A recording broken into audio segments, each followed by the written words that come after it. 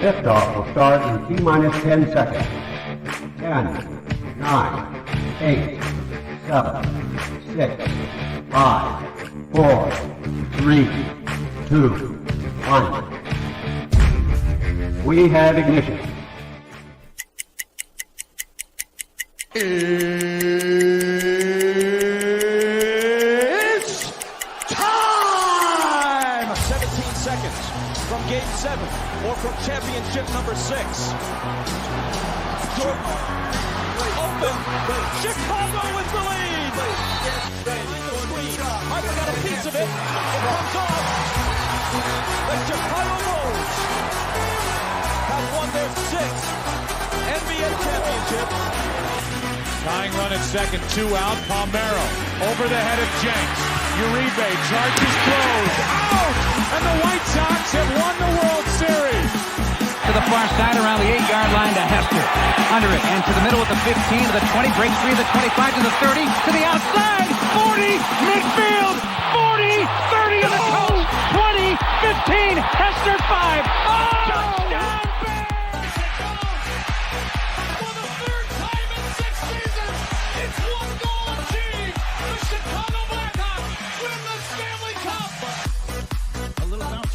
Toward Bryant. He will glove it toward Rizzo. It's in time. And the Chicago Cubs win the World Series.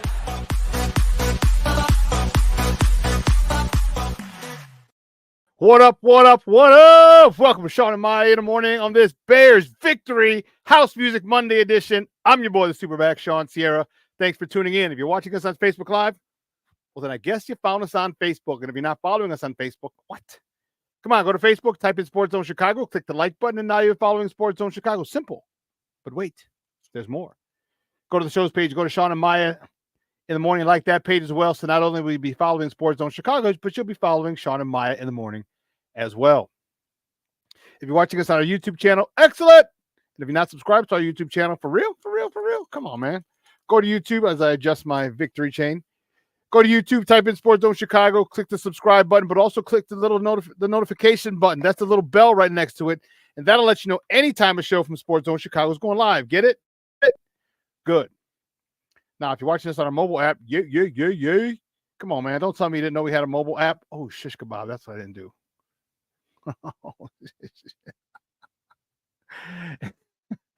We have a mobile app, so whatever platform it doesn't matter. Just whatever platform you're watching this on. I'm sorry, that's our mobile app. Wherever you get your app from, that's what you want to do. You want to go there and you want to download it. Take us with you. Want to go. So not only do you get Shawn and Maya in the morning every 3 days a week, not only do you get our other live shows, and not only are they archived there like they are on Facebook, but they give you a slew of articles thanks to my man Clarence Council III. Big up to Clarence for keeping you abreast of all articles Chicago sports related.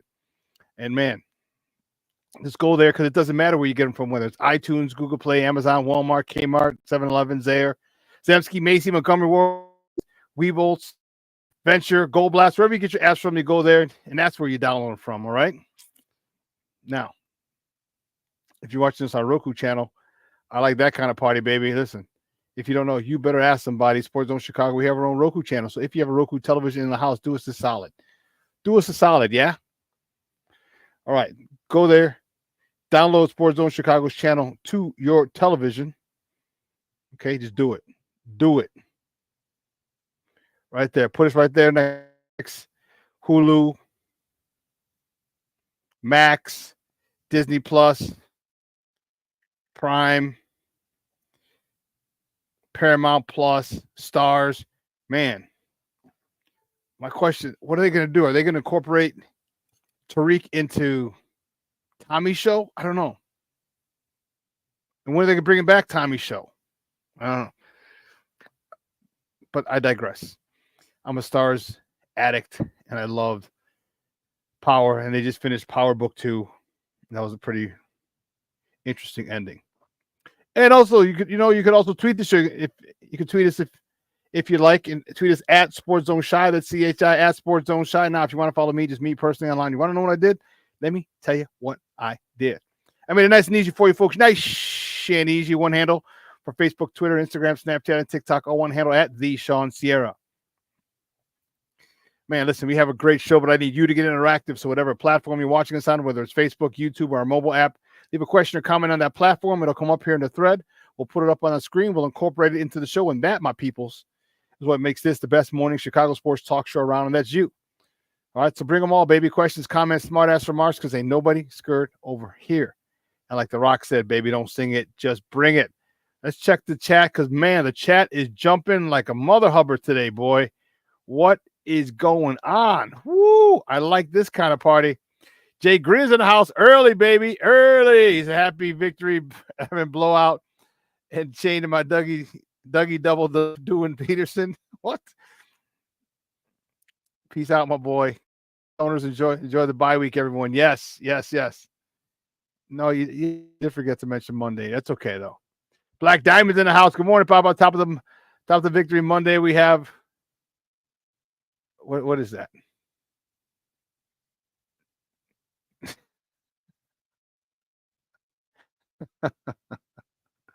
That doesn't work. We're kicking the Deskins' ass in 2 weeks.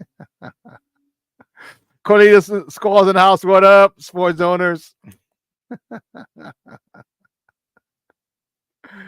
Oh, man.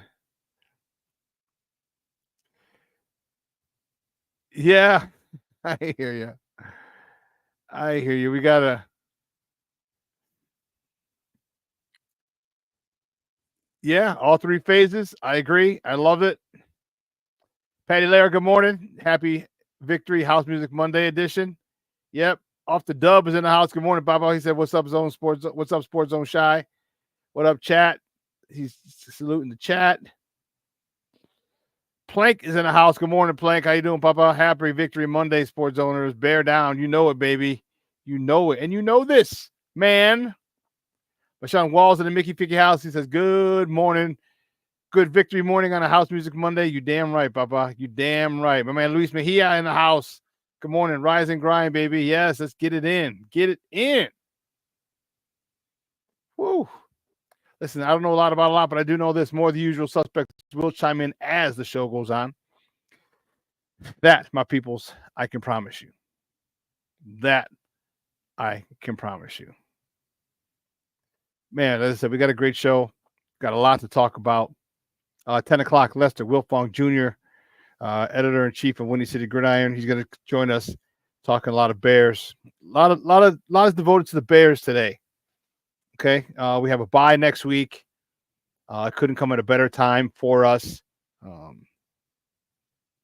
We got some people banged up, and we need to get them back. So this week off, so 2 weeks. 1, 2, so 3. It'll be 3 weeks. All right, maybe Quan Brisker back. Tyreek Stevenson should be back. Yeah, you know, I like this time for us to heal. All right, for us to heal. Okay, we got a long stretch, and truth be told, I wish the bye week was in 2 weeks. But I'll take it. Obviously, I can't change it, so I'll deal with it. But it would have been better for me in, if it was the bye week is in 2 weeks. But you play the cards that are dealt. We play the cards that are dealt, So, again, Lester Wilfong Jr. at the top of the hour, and we are fired up to talk to him about that because it's going to be a interesting conversation. Interesting.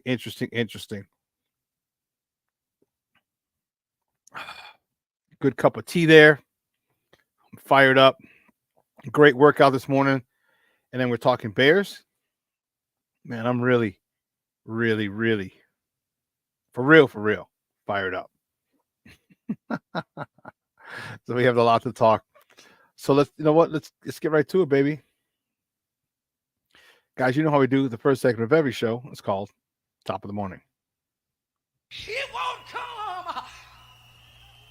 just when you want it.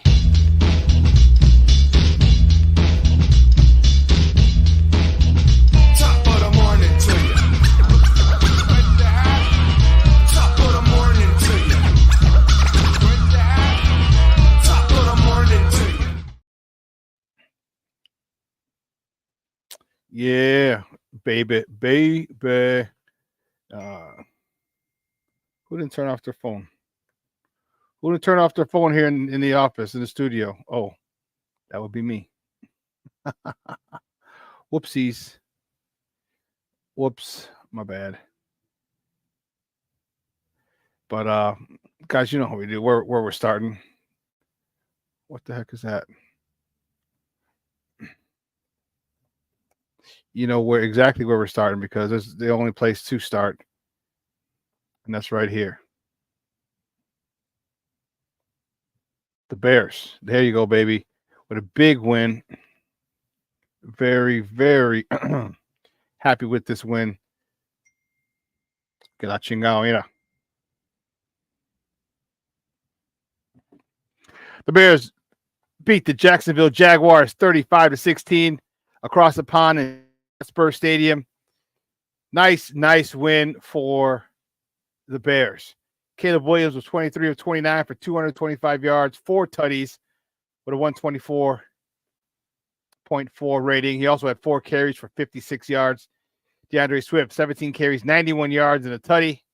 He also had 4 catches for 28 yards. Cole Kmet, 5 catches, 70 yards, 2. Count them. 1, 2, uno, dos, uno, due. If you're for all my Italian-speaking people, 2 tutties, and I love it. Keenan Allen got in the party.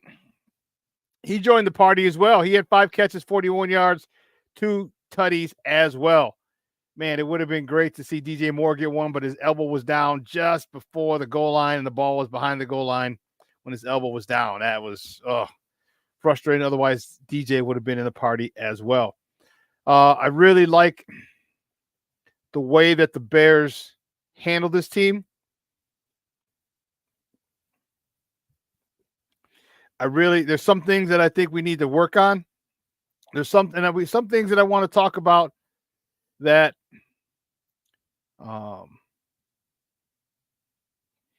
should have happened but aren't. I was talking to Steve earlier. If we can marry or put it and make one person, like take part of this person, and put them together, I'll give you the names of the 2 people. One name might startle you, but one of the things we were talking about was, remember the leadership meeting that this group had? All right, where they were telling Shane Waldron, hey, do us a favor, coach us harder. Would you do that? Could you do that for us, please? Just coach us harder. And which is pretty interesting to say. Like, why wouldn't that? I can't fathom that he's not coaching them hard, but apparently he wasn't. Apparently he wasn't. And so in that also came out that they didn't have a first 15, a scripted first 15. And to me, that was unacceptable. So what they had was a group of plays that he would pick from, but they weren't scripted. I'm like, how do you not script that? How do you not? And I was listening to DJ Moore talk this morning. He's on the radio, local radio here at 8 o'clock every Monday. And he was saying in his NFL career, that was the first time he had never had the first 15 scripted. And I've never heard of that either, of not having it either. Ever since that came in vogue and people started doing it, there's so many benefits to it. Okay? There's so many benefits to it because once you know what plays are being run as a quarterback, you can say, okay, what fronts can I get? What coverages can I get? Okay, so let me look. And what you do, you work on them in practice. If we get this look for this play, here's how it's going to go. if we get this look for this play, here's how it's going to go. And not working on that, is criminal, because it gives your quarterback a sense of comfort, knowing that I've looked at multiple fronts or multiple schemes that the defense can come up with against this play, and I know how to be successful. So I know how to make it work. The offensive line, it's huge for the offensive line. Okay, because same reason. Because you're the ones who got to block it. Offensive line are the guys who got to understand these different fronts. Make sure you work on in walkthrough and install the blocking scheme for these. Because I remember we were at Holy Cross. We scripted, and that was before the turn of the century. We scripted the first 15. And we'd come out and we ran it boom, boom, boom. And this is so I'm telling you, this isn't anything new. This is stuff that's been going on, as I said, since I was in college. But at Holy Cross, we were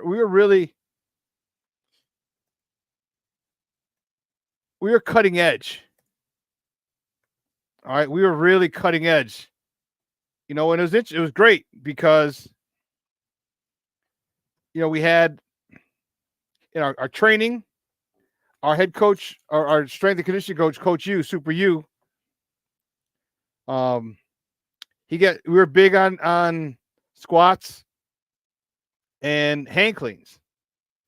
And so what he did is he would get the numbers from Florida State. Because Florida State, if you remember back at the time in the early 90s, was tough. They were one of the best teams in college football. Charlie Wars, that whole.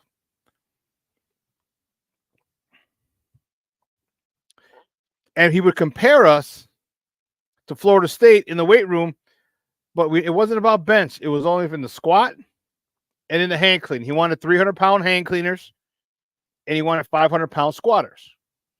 Minimum 500 pounds. But that's what he checked. We compared ourselves to a much bigger program, and it was crazy. It was crazy how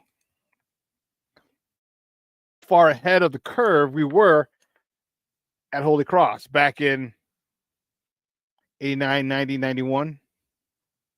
Nutso. Crazy. And so I say that to say this, is that, to have our Bears offensive coordinator not do that is mind-boggling to me. Mind-boggling. Okay, it really gave a sense of comfort because, as I said, you can go over these plays with multiple fronts, even front, odd front.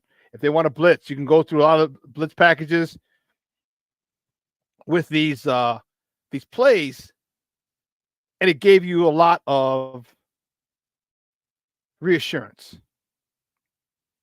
So one of the things Steve and I were talking before the show was, if we could marry or create a person, half Shane Waldron, half,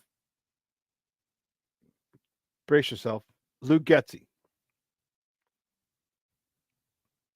we would have the best offensive coordinator around. Because if you notice, Shane Waldron has altered, has listened to his players, has altered his game plan every week, and we've gotten better every week. He made something the other staff didn't do. However, what Luke Getsy did do, Luke Getsy was excellent at his first 15. Excellent. If we can get Luke Getsy's first 15 play calling skills combined with Shane Waldron's play calling skills and adjustments, man, oh man, we'd have one hell of an OC. You don't have to like Luke Getsy. I didn't like him. But I will respect the fact that his first 15, we got on the board a lot. At least 3. A lot of times 7. At least 3.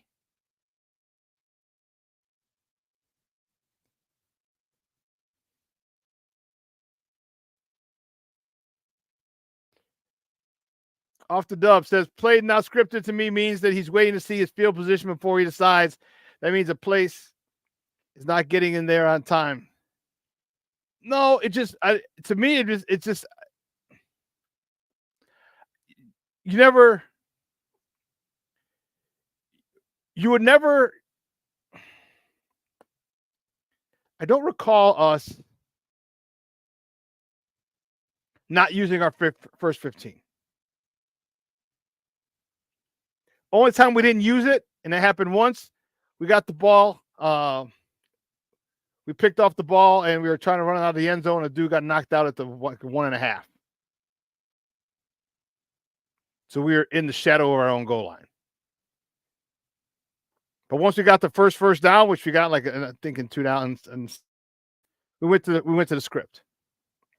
But other than that, wherever we started, the 10-yard line, 20-yard line, the plus 40, plus 30, got the ball on a sudden change turnover, we went by the script. Because we were comfortable with these. We saw everything. We saw the different looks. We saw the different combos and that they could throw at us. And so Luis Mejia says, Luis is a big Raider fan. And he's like, yeah, getting destroyed by the Raiders. Getsy's destroying the Raiders now.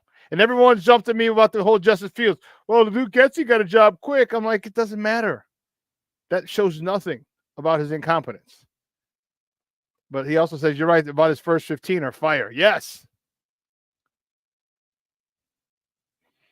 Shorty's in the house. What's up, Papa? How are you? What do you mean? A Ben Johnson type superback? I'm not sure what you mean on that one, Jay Grizz. Maybe I missed it in the comments.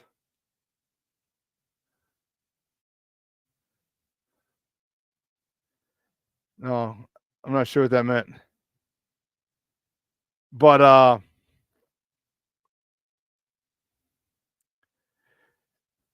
yeah, I think Shane Waldron's ability to do that is awesome, and I like it. All right, Luke Getsy just wouldn't or couldn't make adjustments, or his adjustments didn't work. But it seemed like they didn't make adjustments. I could see if they made adjustments and the adjustments didn't work. But it seemed like they didn't make adjustments. Like the Bears before didn't do anything different in the second half than they did in the first under that regime. And I'm like, why are you not making changes?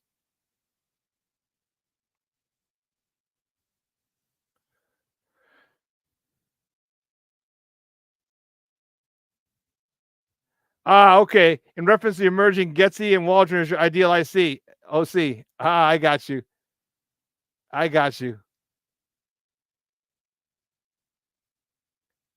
Yes, a Ben Johnson type. OG Ben Johnson.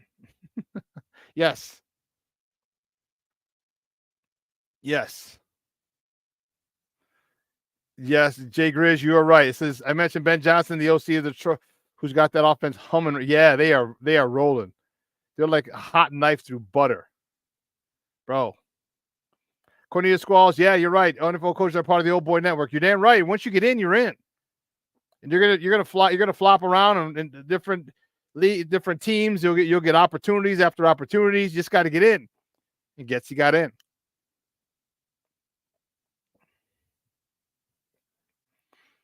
So if they can do that, because I'm wondering why are we starting off so slow? Well, because those are the first 15. Usually you'll go the first 15 will go into the second drive. They usually go into the second drive. And I remember the first 15. We would go and just pick up where we left off. If we scored after 8 plays, then play number 9. That's the first play of our second drive. So that's one of the things that it's got to get better. And let me tell you, it's always easier and better to talk about what needs improvement after a win. Always easier. Okay, always. You know, there's an old saying, there's nothing you can learn from losing that you can't learn from almost losing. And not that we were almost losing this game at all. I mean, it came off slow. 2-3. But I wasn't worried. I wasn't worried at all. I was annoyed more than anything, but I wasn't worried. I wasn't worried. I just knew Jacksonville was going to Jacksonville themselves, and that was it. It's like Detroit back in the day. A few years ago, Detroit would always Detroit themselves. Now, not so much. Now with the head coach they got, now with their offensive coordinator. Yeah. So, well, listen, we got to take a quick break. On the other side of the break, we'll finish more top of the morning topics, all right? So don't go anywhere, folks. Keep it locked right here. Shawn on Sports Zone Chicago.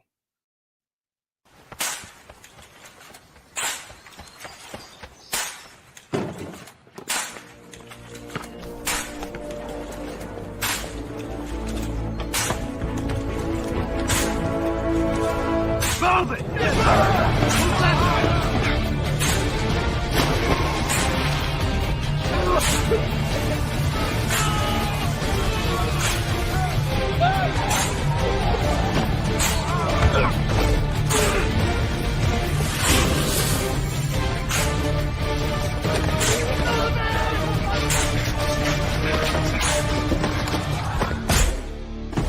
Many will hear the calling. Few will earn the title. United States Marine. The few, the proud, the Marines. Hey, it's your boy, the SuperBack, Shawn Sierra, and be sure to follow Sports Zone Chicago on all social media platforms, on Facebook, Instagram, and our Roku channel. You can find us at Sports Zone Chicago, and on Twitter, we are at Sports Zone Shy. Also, be sure to download our mobile app so you can take Sports Zone Chicago with you on the go.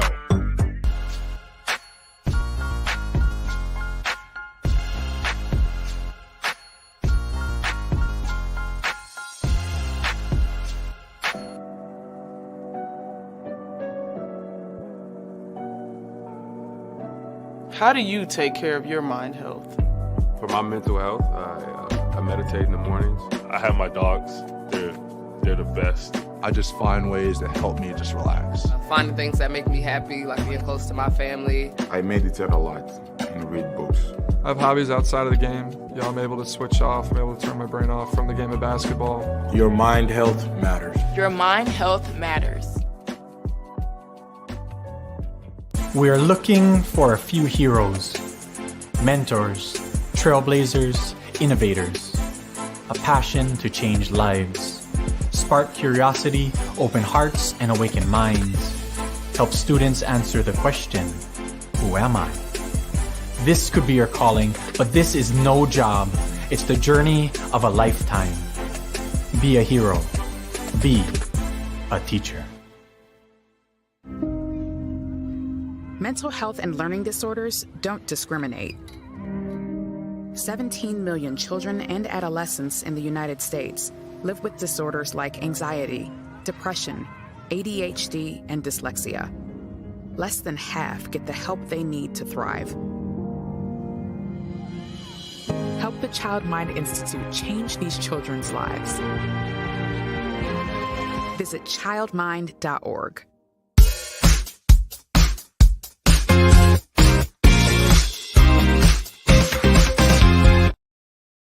Into the second quarter. There's Swift cutting back. And there's a first down run for Swift. Gain of 11. Williams keeps it. And gets himself a first down. Williams, that's for Shawn Johnson. He takes it for a first down and more. Rashawn Johnson. Fakes to Allen, fakes to Swift, and there's Komet. Cole Komet touchdown! 31 yards!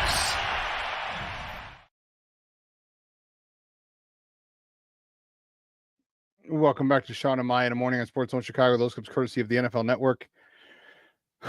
Those were our Bears in London yesterday, and it was fun to watch. I hope you guys had a really good time wherever you watched it, whether you watched it at home in your pajamas. We had a pajama party at Output, so I was there. I had my jersey on, my customized 33 jersey, but I had pajama bottoms on. It was great. Let's see. Let's check out who else saw the people. Foulmouth Chris Edgerton joined us. What's up, Papa? How are you? Thanks for tuning in, man. I appreciate it, buddy. Thank you. I think there's one more person I thought checked in. No, that's it. But we'll get more people checking in as the show goes on, as I said. I thought I saw Chris Ford. My man Armando Emeterio Lara Jr. My man Junior's in the house. What's up, buddy? How are you? Thank you for tuning in. Hope you're feeling better, man. Hope you're feeling better. I love you, bro. I said hello to Mr. Shorty, Foulmouth Chris, Shawn Plank. Jay Grizz was up in here early, boy. He was early. He was ready. He was ready. I ain't mad at you, dog. I was so ready to. I was so fired up. World checking in. He says, salute Chad and Shawn. Hey there, Mr. Pajama Jammy, but love. They put the beats on by Dre. Beats by Dre on the Panthers. Yeah, dude, it was good. The Pajama Jammy Jam was today. It was good. It was real good. Well, let's get back to some more top of the morning topics. The Blackhawks with a big dub. A big dub. On Saturday. Beat the Edmonton Oilers 5-2.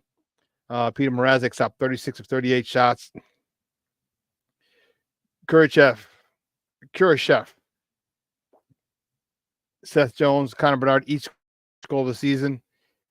Teuvo Teravainen had 2 goals, his second and third goals of the season. Hall, Kaiser had their first helpers of the season. Bedard had 2 helpers, giving him 4 on the season. Teravainen also had his first 2 assists on the season, and Brody had 1 assist for the night. Big win for the Hawks.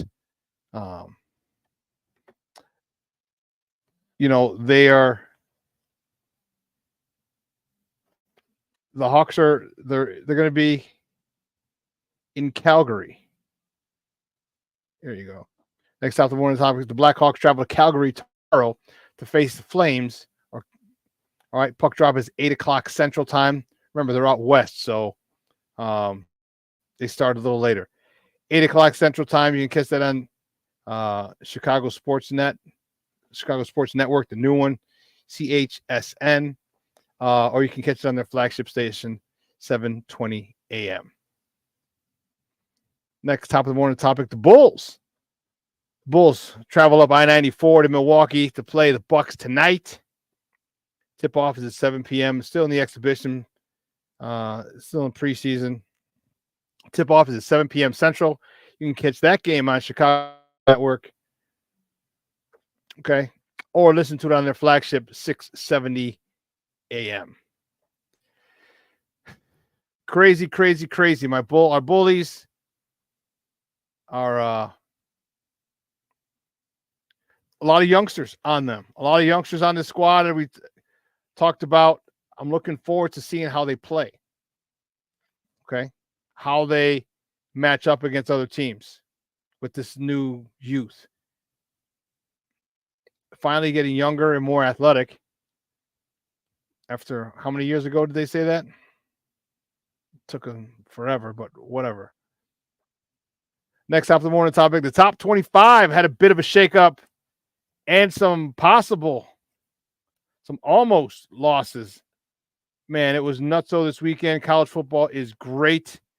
This is why you love college sports, man. It was some of the games this weekend were amazing. All right. Ohio State, Oregon. That game was nutso. Ohio State fallen to number 4 at 5-1. They're 5-1 now. The Alabama Crimson Tide barely escaped. Woo, Charlie. Man, they barely escaped this week, and that was a crazy one. I thought they were going to lose. I thought Alabama was going to lose 2 weeks in a row. 2 weeks in a row, I thought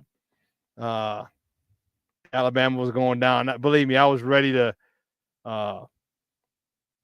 reach out to my peoples and start giving some shit.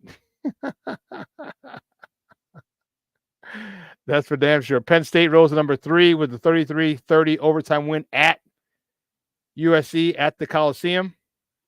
Impressive win on the road. Impressive win. Army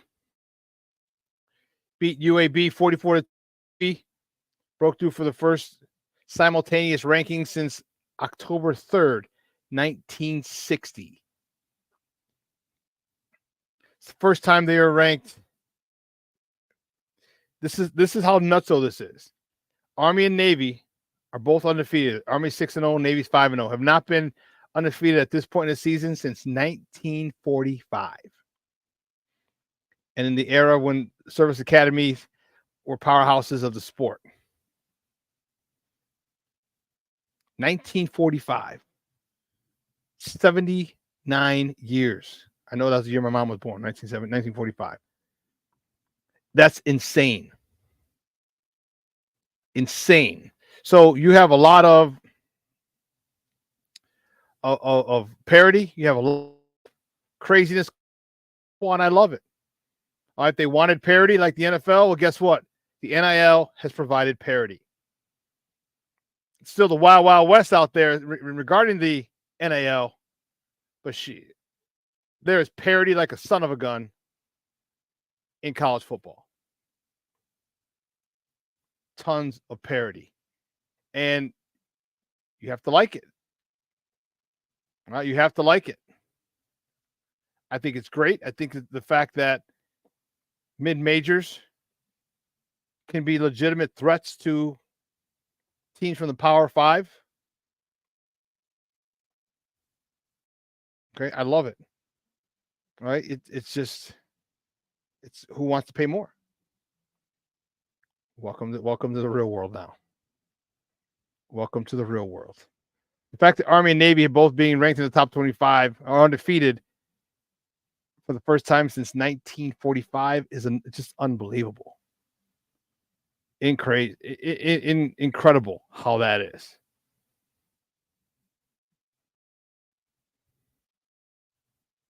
Yeah, so college football is exactly where they want it to be. The volatility of it. Okay. Vegas loves it. Vegas loves this, man. I'm telling you. Yes, Michonne. Yep. Yep. In the top 25.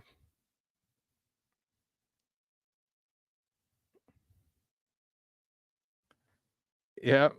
King Booker was jumping in already. He's like, and before all it's just the Panthers BS, if you want to say that, but give props to the Lions being the Cowboys, you can go that way, Mark. Yeah. The Lions whooped that on the Cowboys. Whoo, Charlie. We were at my buddy's place, and there's one girl who is a big Cowboy fan, and she's loud about it. And man, we were giving her the business yesterday. We were giving her the business. Big shout out to our friend Shorty. Her name is Shorty too, Mr. Shorty.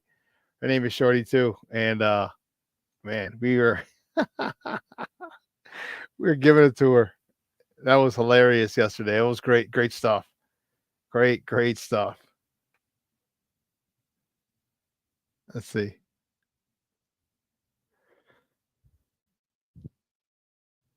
Let's see the next top of the morning topic. Oh, yeah. Major League Baseball. The Dodgers. Game 1, the Dodgers shut out the Mets 9 times. 9-0. Your son's been asked from school 9 times, Mrs. Bueller.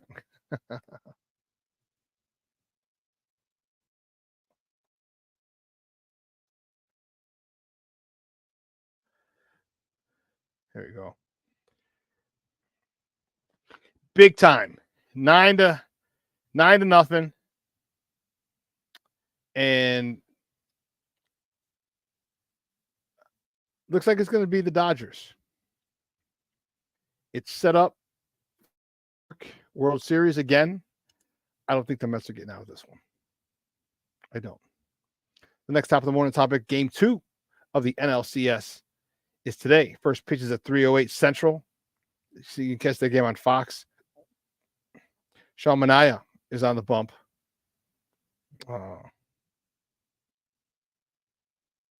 For the Mets, he's 12-6, and then TBD for the Dodgers. They're gonna throw a bullpen game. How's that gonna be? I don't know what they're doing with the Mets.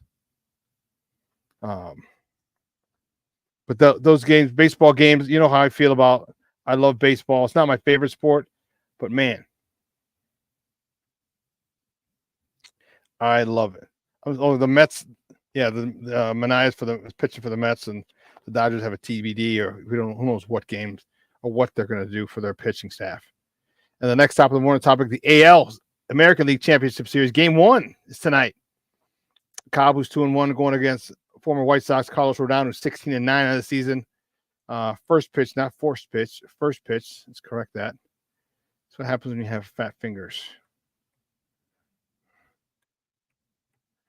There you go. Here we go. Rodon has been, you know what? I'm happy for him. I'm really, really happy for him because his stay here in Chicago was uneventful. We were never really able to take advantage of his skill, his talents. Oftentimes he'd be the victim of a lack of run support when he was pitching for the Southsiders. Oftentimes he had just a lack of support, and that did him in. Can't tell you how many 1-0, 2-0, 3-2 games he lost because we couldn't put up any runs. So if you want to catch that tonight, that game is at 6:37. First pitch, Central Time. You can catch that game on WTBS or True TV. Okay, you can catch it on one of those two channels. But it's going to be, if the weather's cool, it's going to be a great atmosphere for playoff baseball. Cub fans, you remember it well. Sox fans, we made the playoffs, but it wasn't that cold. We got bounced in the first round. But Cub fans, you remember what it was like getting to the NLCS and then the World Series. But 3 years in a row, we went to the NLCS. You remember the weather was a little nippy, cold. This weather should be very familiar to you. And this is the weather that our teams need to get used to as well, because they should start being contenders to play in League Championship Series. Cubs, I think, sooner than the Sox. But nonetheless, I think that should be both of their missions. Get here, because this is a precursor to the World Series. You can't get to the World Series unless you get to and through the Championship Series. So if you get yourself to the Championship Series, anything can happen. Anything. Every year, crazy things happen. So you get to the AL or NLCS on a consistent basis. Law of averages tells you you're going to go. I mean, hell, even the Braves they went 13 in a row. 13 American League, National League East titles in a row, and went to 1 or 2 World Series. The law of averages, you're going to make one.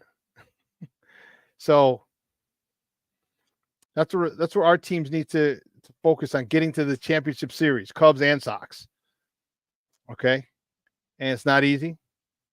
All right. The grind is difficult. It's monotonous. It's boring. All right. Every day you can become very flippant about one game, and really you shouldn't. Like, all right, bump it. It's all right. It's just one game. But if that attitude remains pervasive throughout the season, that could be an issue. So you're thinking, well, that's only one game. I got 161 more. Yeah, how many times have you lost this or missed the playoffs by one game? Cub fans, you remember that very well last year. Missed the playoffs by one game. And then the first thing you do is go back and say, oh, we could have won this one. We should have won that one. We should have won this one. We could have done that one.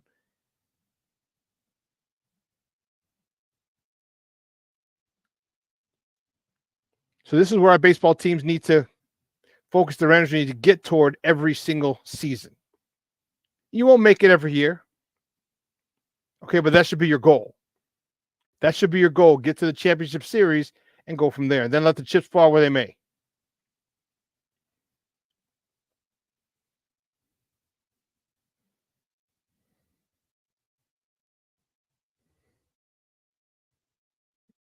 My cousin Tony, hey, hon, how are you? Thank you for tuning in.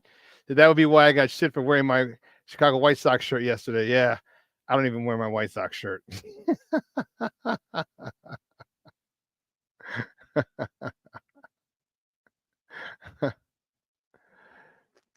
Oh, so Shorty, he's talking about football. We're going to talk about that as well. In case you missed it, the Detroit Lions lost Aiden Hutchinson for the year.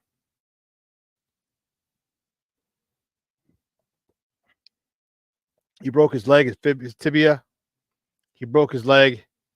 And if you saw it, it was not for the faint of heart. All right, he got rolled. He's swinging around, and his leg hit the leg of a teammate. And it's just literally snapped. It literally snapped. And the recovery for him is going to be crazy. It's going to be intense. I wish him the best. I don't ever wish injury on a player. I might not like you. I may think you're a piece of crap. Okay? But I don't wish injury on you. I don't wish injury on anybody. That's bad karma to put out in the universe. Okay? Sometimes it's karma coming back to you. But from everything I've seen, he's a great guy. From everything I've seen, Aiden Hutchinson is a phenomenal young man. With his charities, giving back. Seems to get it. You know what I mean? He gets it as an athlete, his responsibilities. Seems like a great young man. University of Michigan. Okay. And came to the NFL, stayed in Michigan. Detroit drafted him. So he hasn't left the state of Michigan. Good for him. It was like Warren Sapp until he went to the Raiders. High school, college, and then played with Tampa for the majority of his career. So most of his football career was in Florida.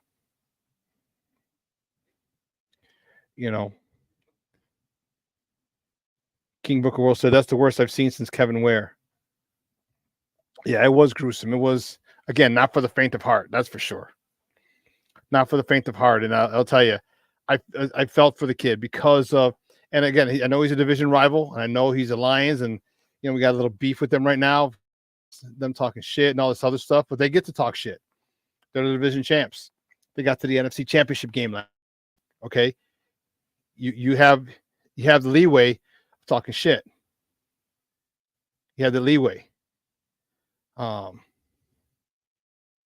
Cornelius says Hutchinson is a beast. Detroit won big, but losing Hutchinson is a big loss. It's a huge loss going forward. Huge loss. All right, your pressure, your pass rush has been affected big time. Your pass rush has been affected big time because now where are you getting your pass rush? Anyone else that you give up that you think is a good pass rusher, are they double team worthy? Can they beat double teams on a regular? Aiden Hutchinson was that dude. And weren't they on Hard Knocks, the Lions? I think they were. And I was a fan of his in Michigan. But that became cemented when I want to say they were on Hard Knocks because that's where I saw it. I want to say where your rookie's got to get up and they got to sing your school fight song or something. And Aiden Hutchinson, being from Detroit, sang a Motown song, and the whole team in that meeting room, they're vibing with it, and I'm like, that's dope. He sang a Motown song. So if you're from Detroit, doesn't matter what color you are, you're down with Motown. There's a lot of pride in Motown, and rightfully so. Think of all the stars that Motown produced.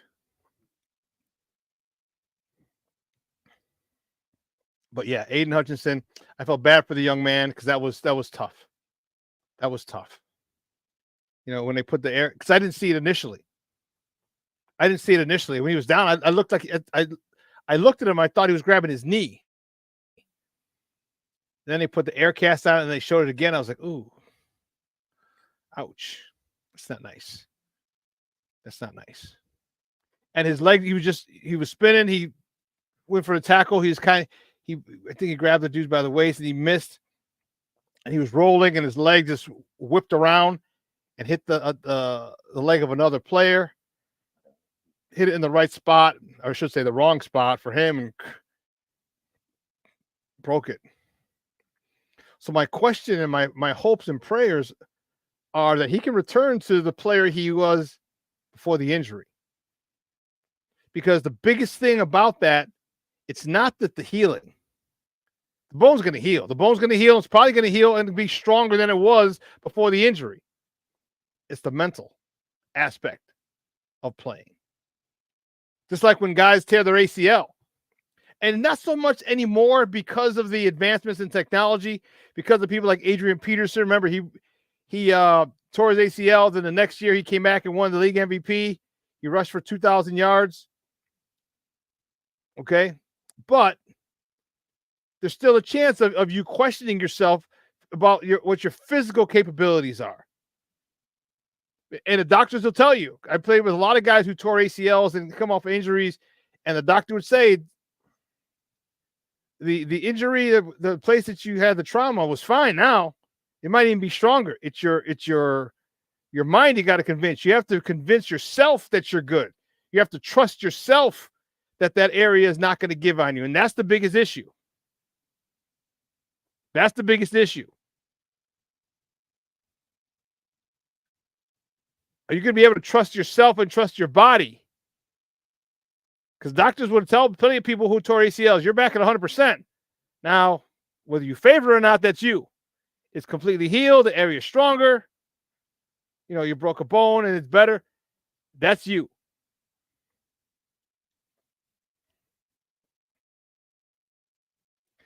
According to Squall, Alex Smith wasn't the same when he came back from his broken leg. No, he wasn't. He had multiple. I think it cracked in like 3 or 4 places. His shit was disgusting. But he did come back, and he still was efficient. Okay, running that Chiefs offense. So we'll see. But for a guy who's a pass rusher, that leg, I pray he's able to navigate that issue when he gets back. I pray. Because that kid was great. He's a great guy to watch. And like I said, I hate when he played against us because he was a monster. But you let him, I could love watching him get 2 or 3 sacks against anybody else. Because I'm comforted saying it's not just us that he's blowing by. It's not just us that he's dominating. You got to respect it. Yeah, in different teams, but hey, be respectful of someone's talent. We're not always going to have the best players, best coaches.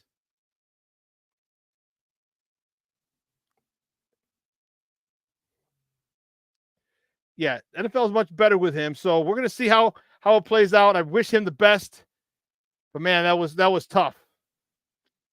That was tough. That was tough. Listen, we're gonna take a quick break. On the other side of the break, we're gonna welcome my man Lester Wilfong Jr. We're gonna talk to him, talk these Bears, and I'm fired up about it. I'm looking forward to it. So don't go anywhere, folks. Keep it locked right here. Shawn and Maya in the morning on Sports Zone Chicago. Hey, it's your boy, the SuperBack, Shawn Sierra, and be sure to follow Sports Zone Chicago on all social media platforms, on Facebook, Instagram, and our Roku channel. You can find us at Sports Zone Chicago, and on Twitter, we are at Sports Zone Shy. Also, be sure to download our mobile app so you can take Sports Zone Chicago with you on the go. Time out. How are you feeling right now? Happy? Excited? Angry? Overwhelmed? One of the best things you can do for your mind health is to name what you're feeling. It can sharpen your awareness and help you talk about your feelings with someone you trust. Here are 3 questions to ask yourself. Where are your thoughts right now? In the past, the present, the future? Do you notice any sensations in your body? Is your heart beating fast? Is there a flutter in your stomach? Or are you fully relaxed? What do you need right now? Time with others? Time to yourself? Remember, there's power in this awareness. So find ways to identify what you're feeling today.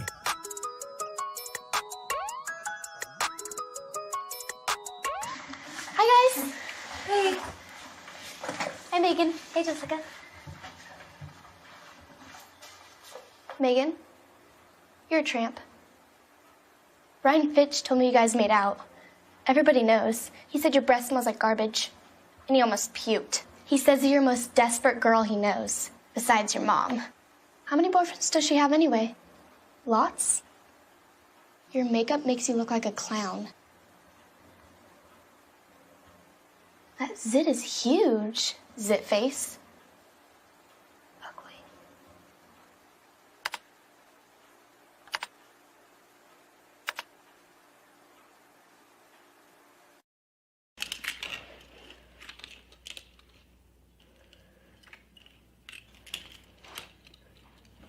Hey, bud, what you doing? I'm playing with cars.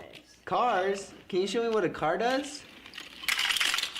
Whoa, whoa, whoa, whoa, whoa. Hold on a second. First of all, this is a school zone. So you need to put down your cell phone, stop texting, and let's get to driving. Now you're coming up to a stop sign, right? You need to slow down and stop before you hit that Y line. I want you to look left, right, left. You don't want to get hit by a car going on your left, and to your right to make sure you don't get sideswiped by a guy coming from your right. You're coming, and you see a crosswalk. You better slow your horses down, because the #1 rule of driving is always yield to pedestrians. Now stop, pull over, and you are done driving. Gosh, what do they teach you kids in school nowadays?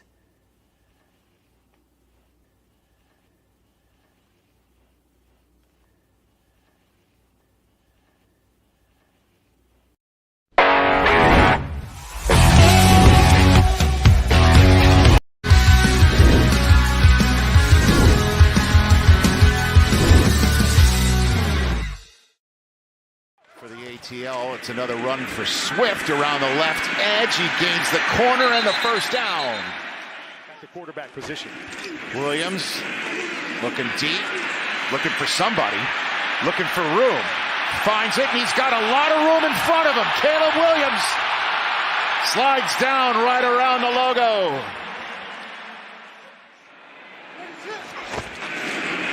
Williams still has it over the middle.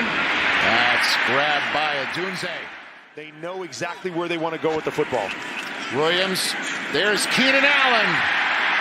He went to the old vet on a 3rd and 5, and Matt Eberflus fires off one of those 2 remaining timeouts. Welcome back to Shawn and Maya in the morning on Sports Zone Chicago. Those clips courtesy of the NFL Network. You saw some of the Dickas in the stands. I liked it. The Dickas. The Dicka was wearing a Bears victory chain. I guess he anticipated victory.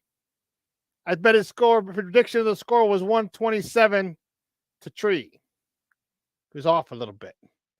But the Ditkas were in full effect yesterday in jolly old England. And it was a great, great game to watch. And I like the way that the Bears came on despite their slow start.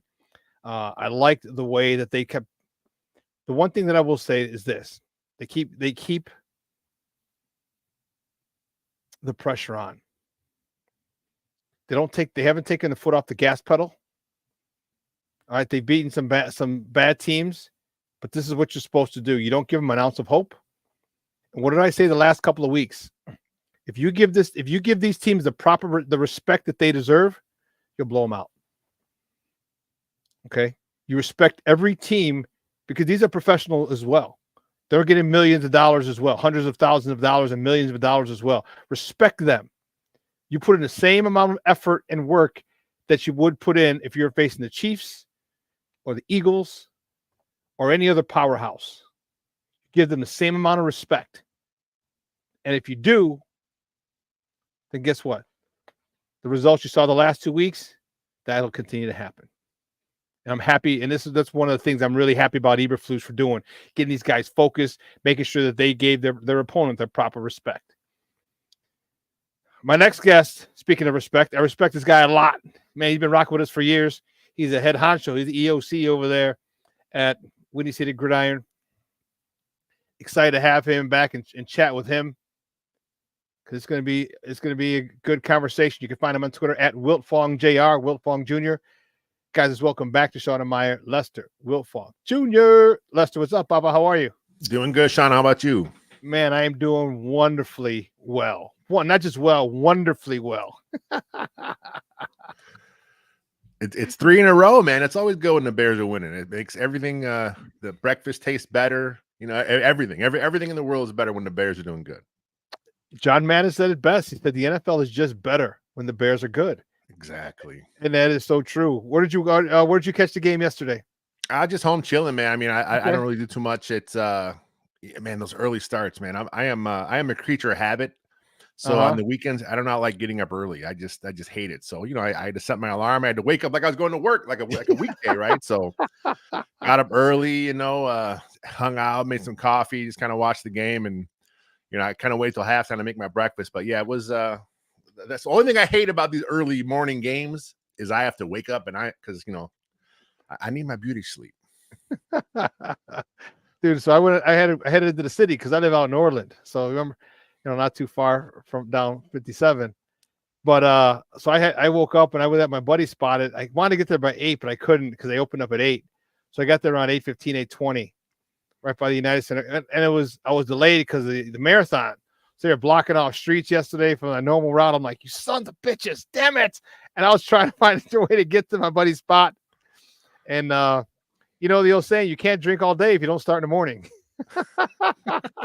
Nice. So did they? Was it in Chicago? I saw something online about how there's no liquor served in Chicago at a certain time of day. So it's actually in Chicago, but it's usually the liquor stores. Oh, I got you. Okay. The liquor stores don't serve it till noon, but the bars do. I know that for a fact because there's a bar on Chicago Avenue. It's a big time soccer bar. It's called Cleo's, big time soccer bar. And, you know, with the matches that they have all, you know, across the pond in Europe, you know, they start early over here where they're at. So, yeah. And they're 4 or 5 o'clock in the morning at times. So, oh, wow. Yeah, it wasn't an issue, you know, so. That's good. That's good. But I did like the fact that we were done by 11:30, bro. I should say the game was over by 11:30. That's when the real drinking started. There you go. But speaking of that, let's talk about it, man. They're 4-2. They could be 6-0. But more realistically, they could be 5-1 right now, which I thought they would be. The Indy game really got me. That really bugged me. Houston game, they were giving us the game and we didn't take it. But talk to me about the growth you've seen of Caleb Williams. Yeah, that's the key, right? I mean, as we watch these early years, you know, his games in his early season is we're seeing this growth, right? And it's like before the season, it's like always, you know, hey, growth isn't linear. You know, let's see what happens. Man, his growth is pretty damn linear. I mean, it's, you know, the stock is going up every week. He's doing things every week. He's getting better. You know, I mean, I figured he'd be pretty good out of the gate. I figured he'd be decent, but I did not expect him to be at the line of scrimmage, running no huddle, checking in and out of plays, setting all the protections, moving his guys around his offense. I was not expecting this level of professional quarterback out of Caleb this early in his career. I was, and here's why. And everybody knows, and I wanted to keep Justin, but it has nothing to do with it. Like, Caleb stepped into a good position. All right. But I think the fact that he's been exposed to the playbook hell before even he was drafted. All right. They knew that they were going to take him. So he had exposure there. I think Shane Waldron is a very good offensive coordinator. He was making me look like a jerk early until they had the little meeting. We're going to talk about him in a second, but and he's good at adjusting. And I think Caleb is a great quarterback. There's no doubt about it. Whether you want Justin, whether you want Caleb, it has nothing to do with Caleb's talent. Caleb is a great quarterback. And the fact that he got great receivers, he's got a good play caller who's adjusting weekly to what benefits Caleb better. I figured he'd be right around this spot. I was hoping they'd throw the ball, air it out a little more, but I think they'll probably wait another week or two after Washington and everything, because they got 3 more games before they hit the division. That's going to be tough. Yeah. So I'm happy with where he's at. I think he can do better. That interception was poor. Dude, I was not happy when he likes to loft that ball a little bit too much, put a little air, and he's done that. It's almost like he's trying to place it, right? Instead of just let it rip, That was a fastball. It was a hole shot. It was in a hole between the safety and the corner, and he needed to put a 100-mile-an-hour fastball on it. He didn't. Yeah. So, but I'm happy with where he's at. What do you like most, or what's the biggest surprise you have of Caleb to this point? I kind of talk about just his command of everything. Like I said, when's the last time we saw a Bears quarterback do this? At the line of scrimmage, checking in and out of everything. He has the keys, right? He has the keys to the offense. We saw bits and pieces from Justin, from Mitch, Jay Cutler, Jim McMahon going further back. We saw bits and pieces, but whether it was the staff not wanting the quarterback to do it all, or whether it was the quarterback not being comfortable in doing it, we just never saw consistently. Here we are, 6 games into his young career. He's been doing it from the jump. He has the offense. The no huddle stuff has been, prominent the last couple of weeks. He's comfortable doing it. He understands what he's saying. There are a couple times when I kind of saw like he kept the run on when it was going into like a heavy box. And I'm like, when I saw him at the line, I'm like, oh, he's going to check out of it. And he maybe he was checking into something different.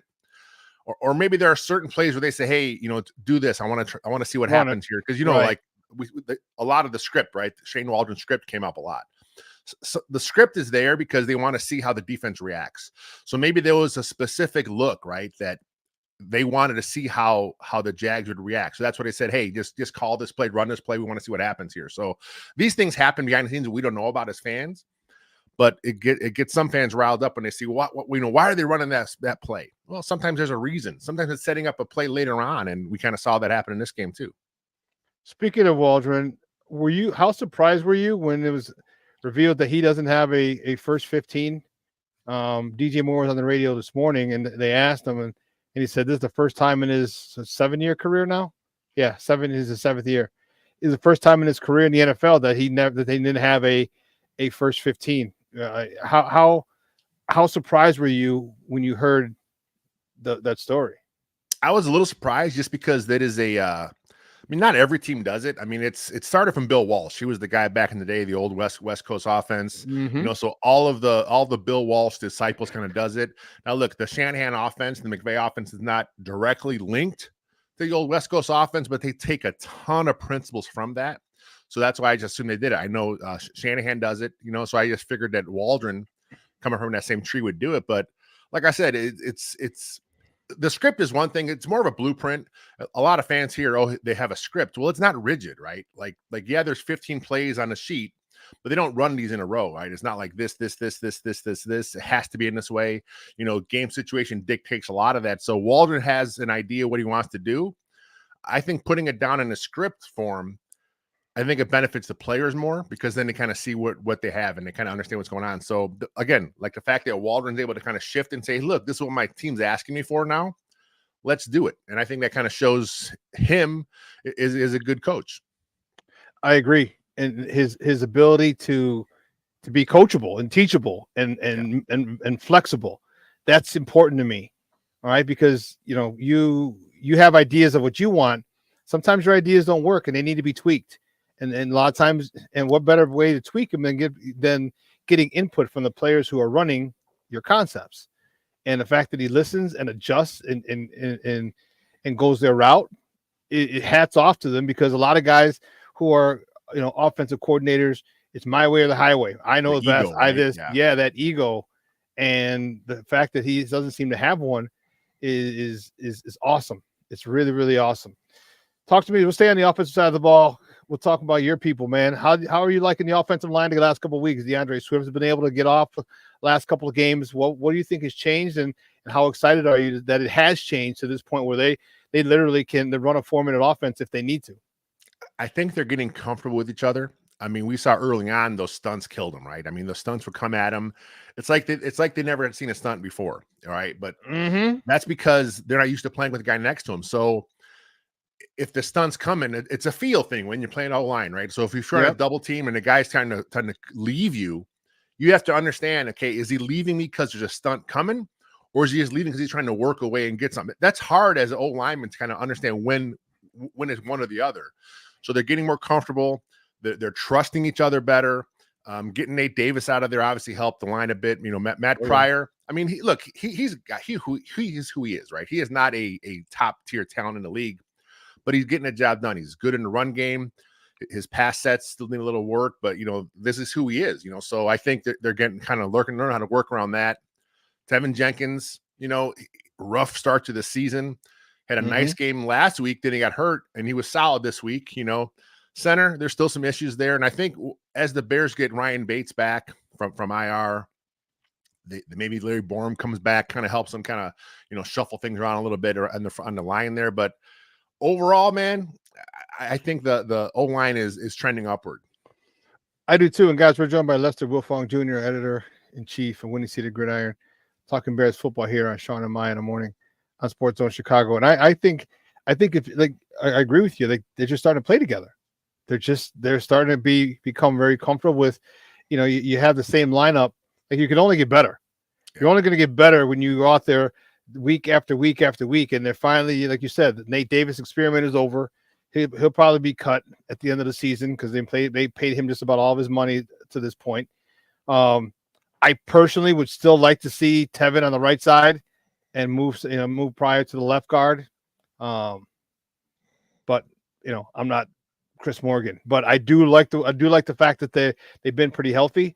I like but I also like the fact that they're getting out there. Like, they're with Shane Waldron. Shane Waldron doesn't run DeAndre Swift inside as much. All right, he leaves that to Roschon. Give him outside zones. Excuse me. Give him tosses, sweeps, stuff like that. Stuff where he can really use his shiftiness. And I think that, and he's starting to get a better grasp. Again, Shane Waldron learning and learning his people, getting a better grasp of what guys do what well and what they don't do well. So I'm not going to ask you to do this when you don't do this well.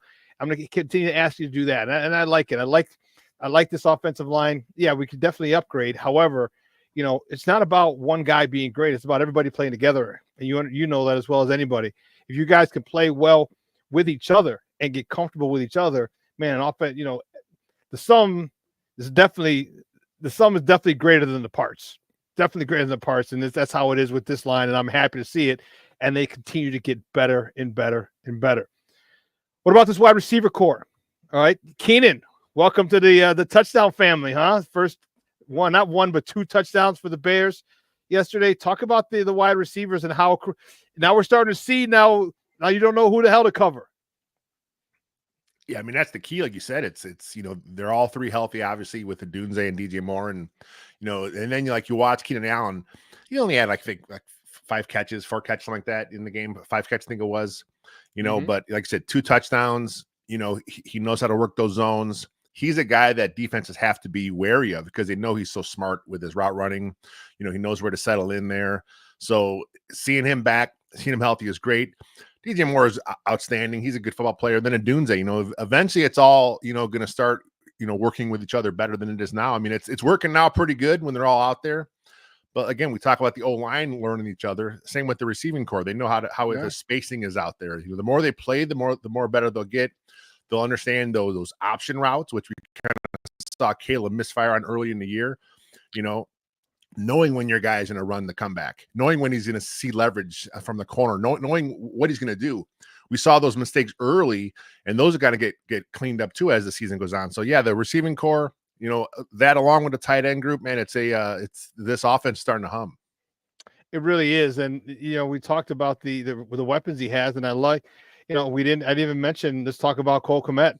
That dude is, you know, he's vying for a Pro Bowl. I mean, he's got big playability, you know, third down ability.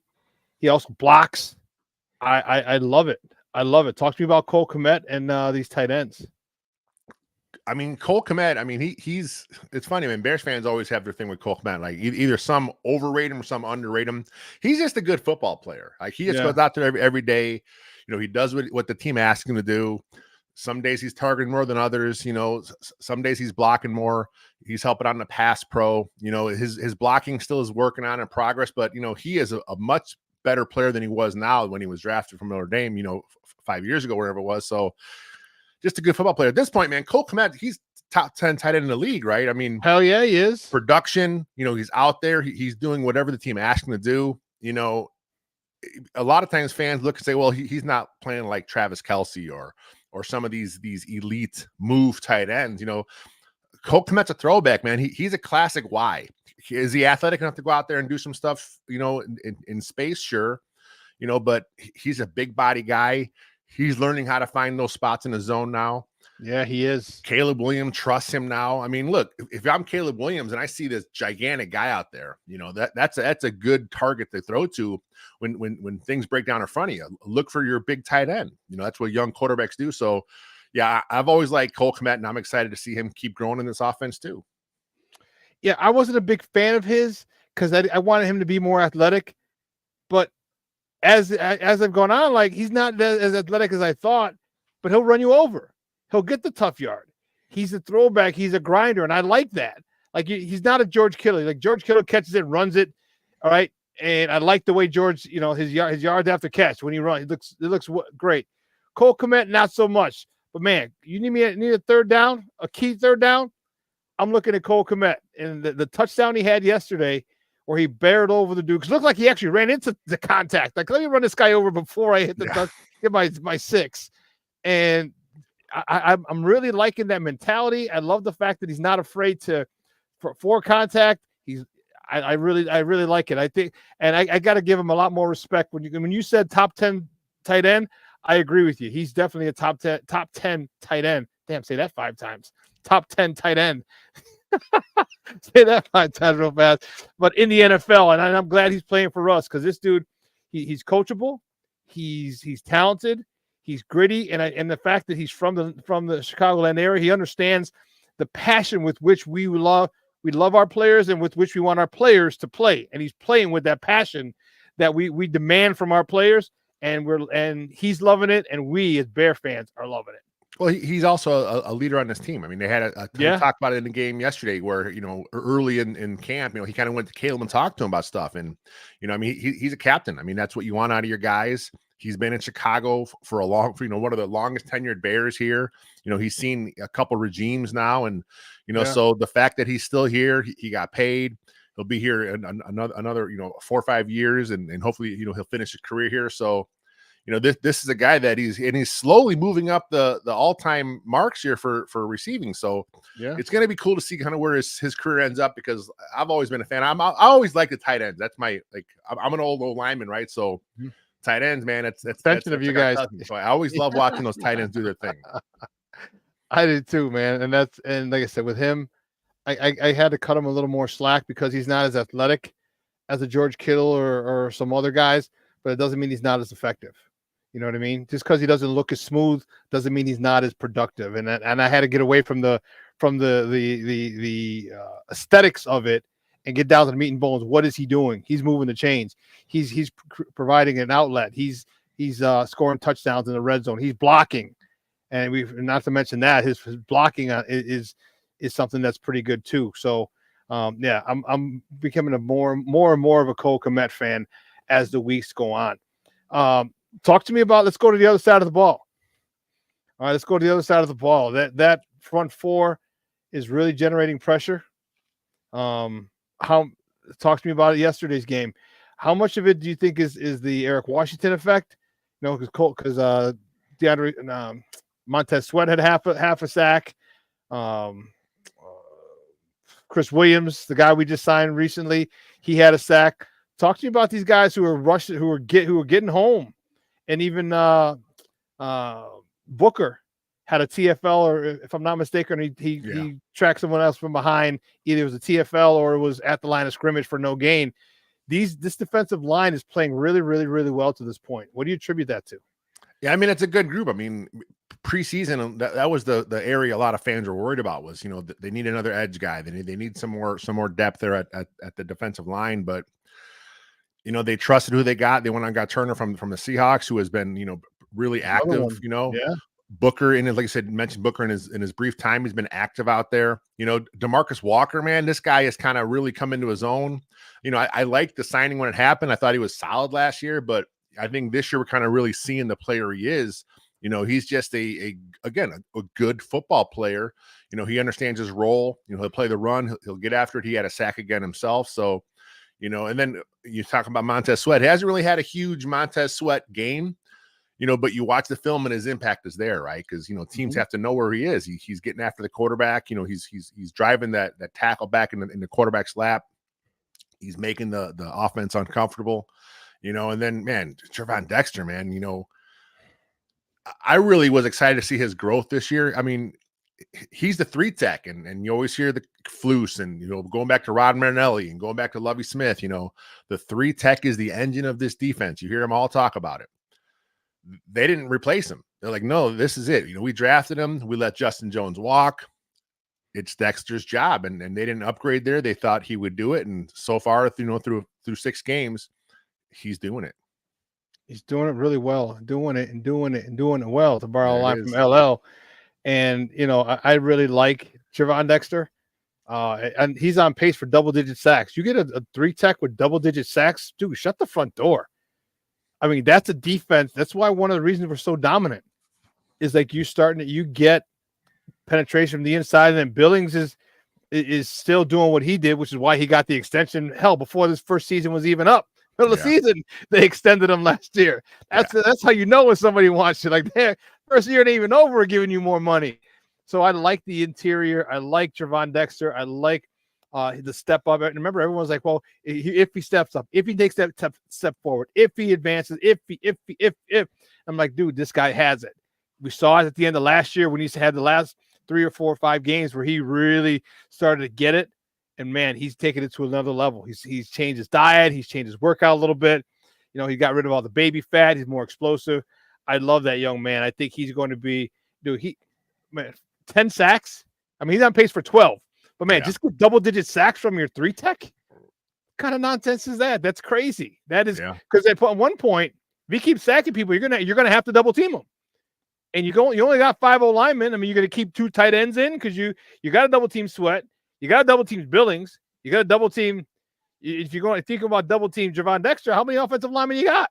Yeah, you know, you got to take people out of the route. So what I like what they're doing. I like the advancement they have, and to me, you know, my favorite saying, man, coaching matters. And I think Eric Washington has a big part in it because these guys, and they may have taken that step without him, but I'm glad we don't have to find out because that step with him. And he's this front four or the defensive line is really, really, really playing at a high level.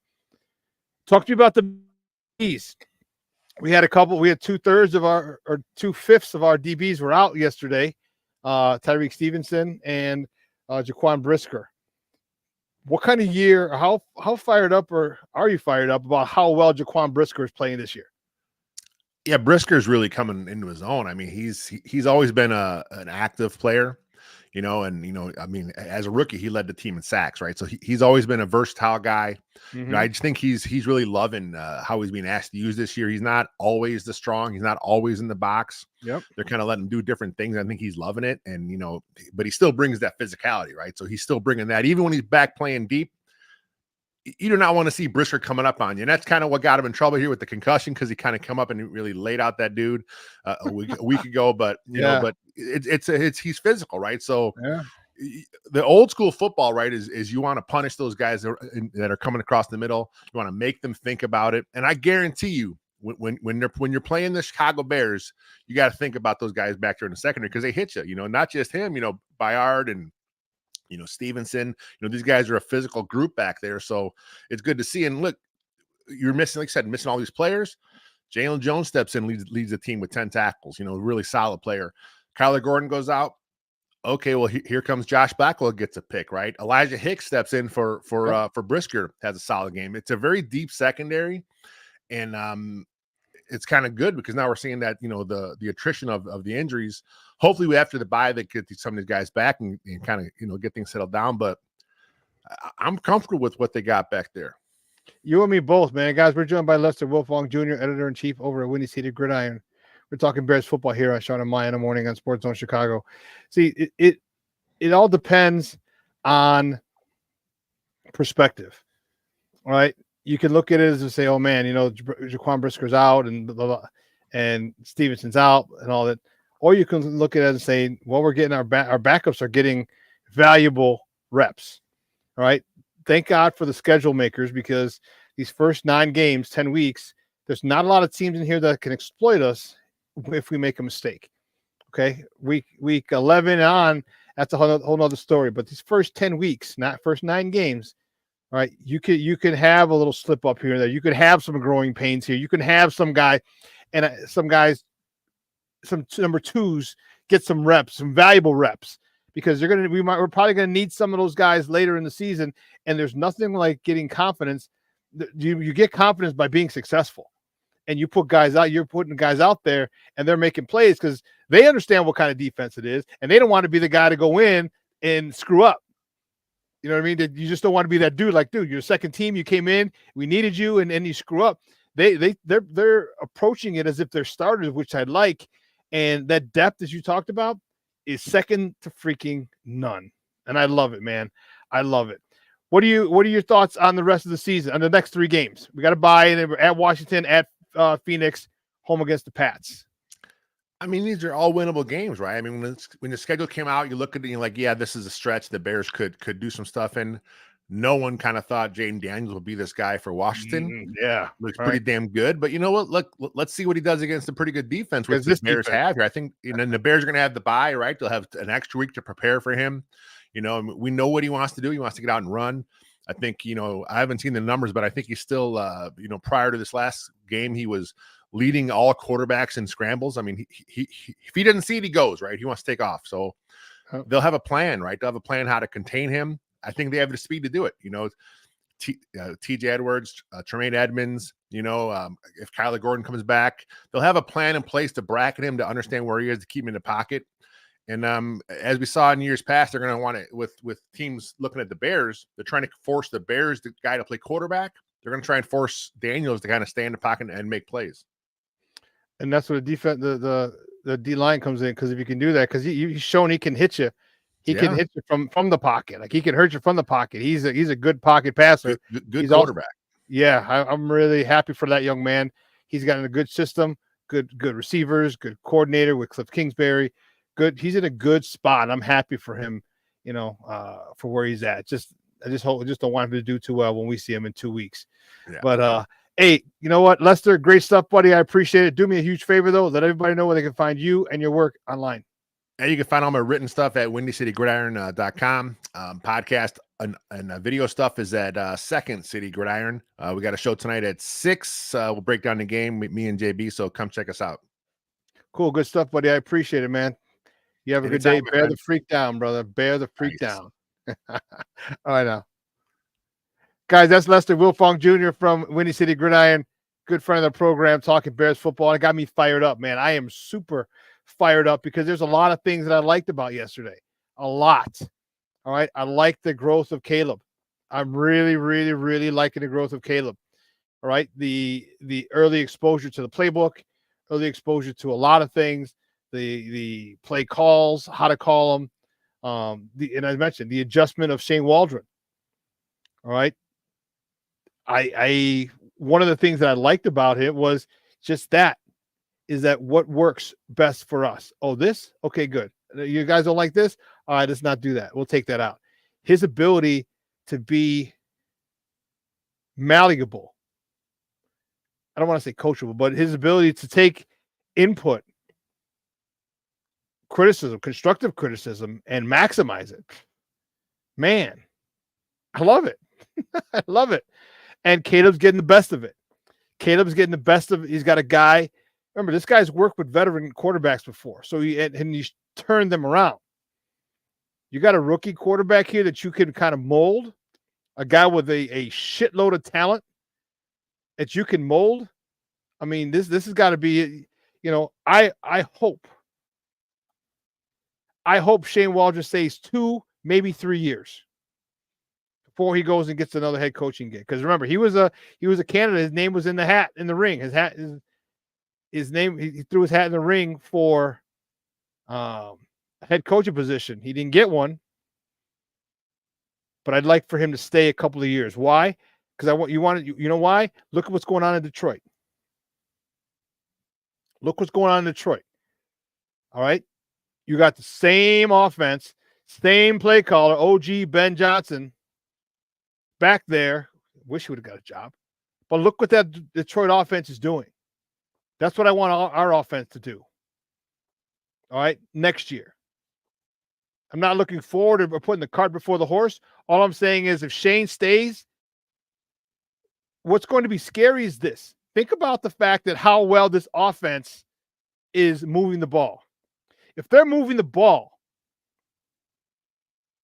and putting up points, this is the first time they've scored 5 offensive touchdowns since like 1950s, the 1950s. In consecutive weeks, 5 offensive touchdowns.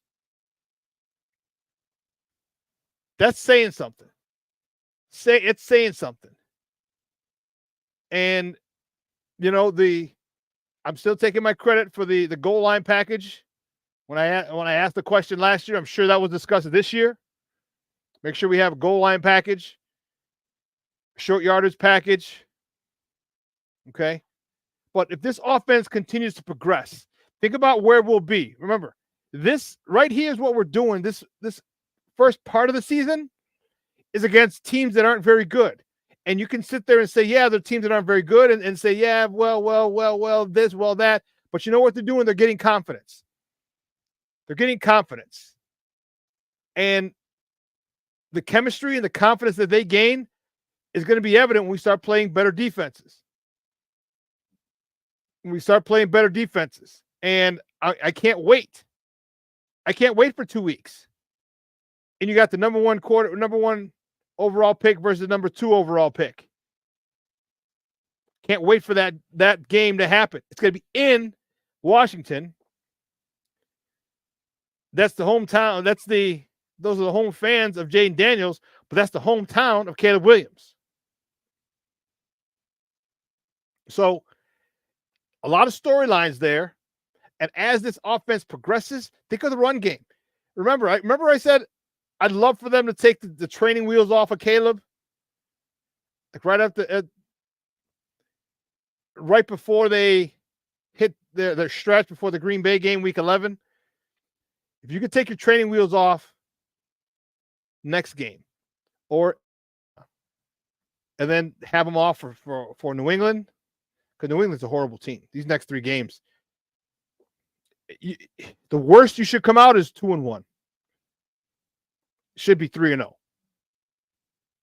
But I could see it. I can understand if you would lose to Washington. All right, that Jaden Daniels was playing lights out. However, he hasn't faced a defense like ours. And that's a whole nother animal. It's a whole nother animal. Okay?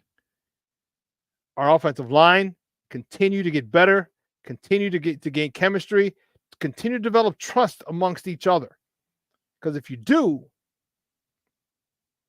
man, the way that they're running this ball,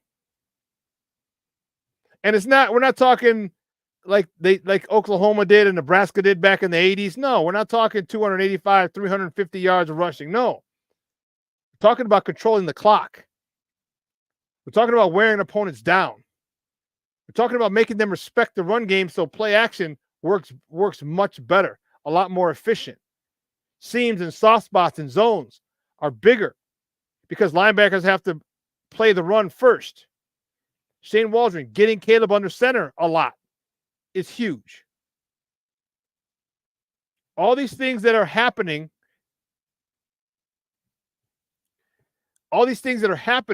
are making this team better and better and better. And I'm glad Shane Waldron had a plan, but I'm also glad that he's willing to adjust his plan. The destination is still the same. The route just might be a little different. The destination is still the same. The route might just be a little different. You want to develop Caleb, right? We didn't want him throwing the ball 50 plus times, 40 plus times, 30 plus times. We don't need that. Not right now. Right now, we're going to win with you. Maybe toward the end of the season, we can win because of you. And win because of him means that he's going to have to know what type of ball to throw when. That shot, that whole shot to DJ Moore that he missed, I was livid. Because that's a fastball. You got to hit him right before what happened happens. All right, you get that. DJ walks in the end zone. He's part of the touchdown party yesterday, too. The one thing that I liked, was it 7? I want to say 7. Let me double check. You know, here we go.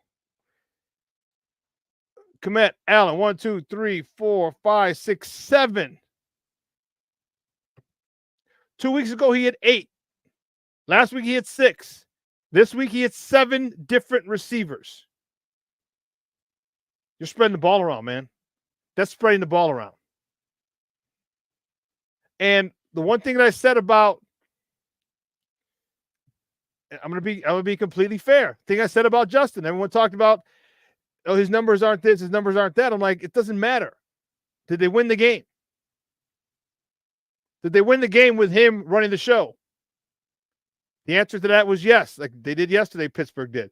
But the bottom line is the Bears are winning games right now with running the show. And he's not going to throw for 300 yards every game, so get that out of your head. He even told us that. He said, my job is not to wow you. My job is to win games. And trust me, he'd be more than happy to continue to throw for 225 yards with 3 or 4 touchdowns and win the game. Stop looking at the numbers and saying, hey, I want this, I want this, I want this. Those numbers will be there when necessary. But the fact that he's winning games, how he's winning them, we put up 35 points yesterday, and he didn't have a big game. 4 touchdowns, and he didn't go crazy with 575 yards. He's efficient, and this run game is working. You talk about complementary football, that's complementary football. He's got confidence coming out of the yin-yang. Why? Because he's 23 or 29. All right? 23 or 29. That's why he's confident.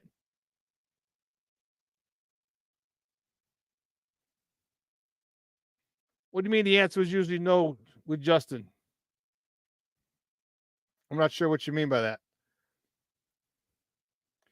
You said Swift damn near broke 100 yards? Yes. Yes, he did. And that is what's extremely, extremely helpful. Swift. You mean you talking about winning? I presume, Shorty? Yeah, but there are other factors in that. And I'm not saying they're winning. Again, I'm not saying that the Pittsburgh Steelers are winning because of Justin. No. Okay, but he's still running the show. He's still running the show. And that's why football is the most interdependent sport that there is. All right? I mean, we don't have to go back and rehash this. Okay? But since you brought it up, I mean, let's be realistic on drop passes. Let's be realistic on horrible play calling. Let's be realistic on the lack of development. Yeah, they didn't win. But if you saw the way it was trending, he was at 4-2, 5-2 in his last 7 games. That's winning. Okay? That's all I'm saying. All right, when things started and it finally started shaking out, yeah, they weren't winning at first. But look at the minutia that he had to freaking deal with. Okay, you said you brought up Justin and his numbers. No, they didn't win. Not with the Bears, no. But there was a lot of other factors here. He's doing the same thing. He had 125 or something yesterday, 150, but they're winning. Why? Because they have a better team. They have a better team where he's at now. All right? Guys are doing their jobs.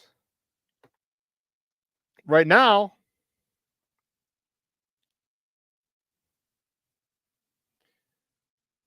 well, you can argue that. But what happens if you're consistently average and your team wins a lot? Would you be considered great? Joe Montana was never a crazy. He had no numbers like Marino. That's for damn sure.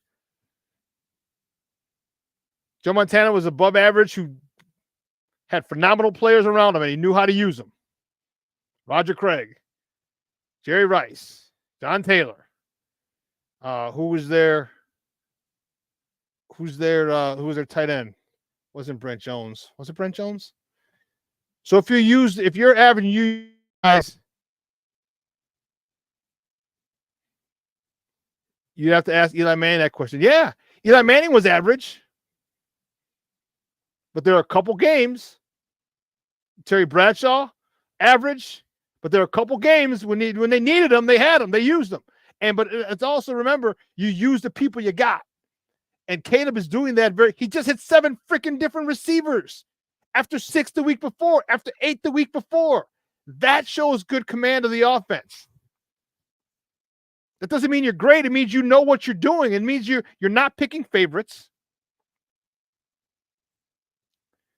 Okay? You're not picking favorites. Your favorite guy, open guy.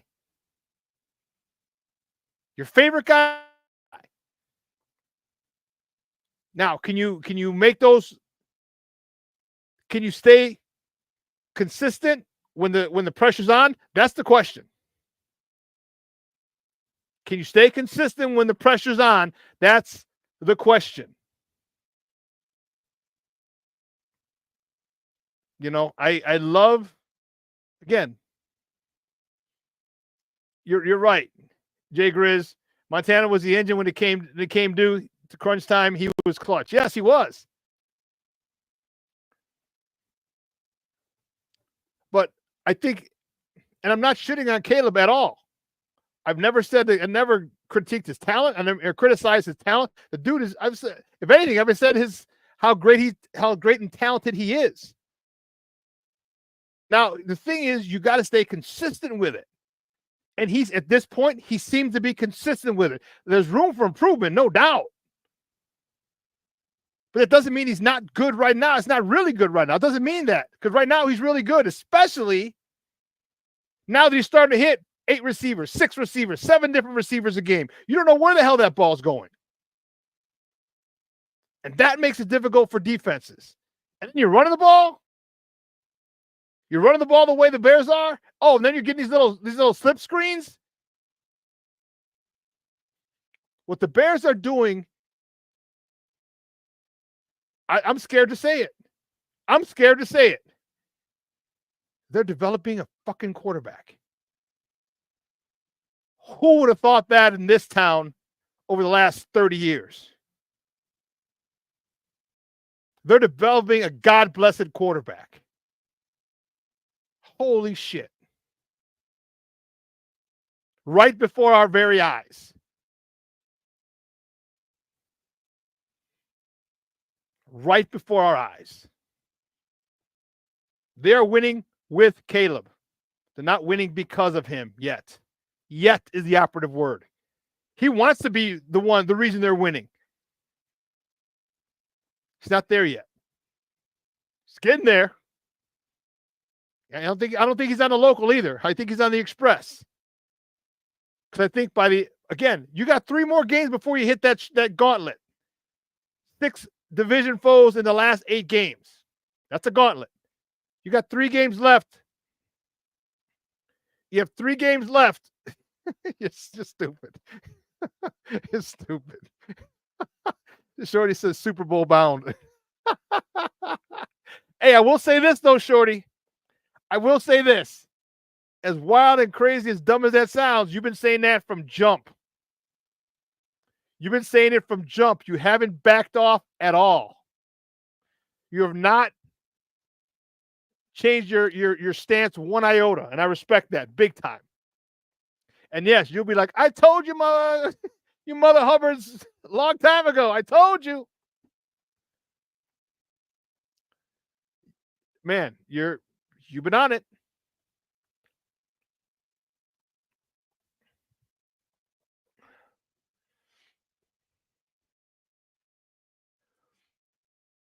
Four touchdown passes.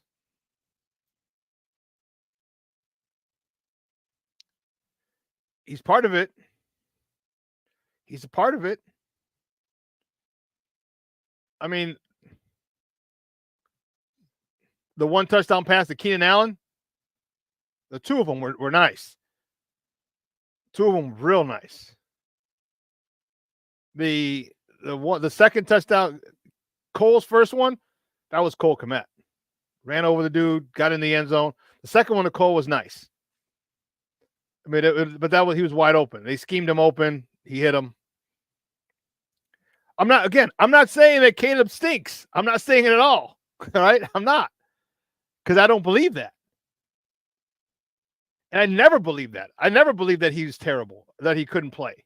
Never. Never believed that at all.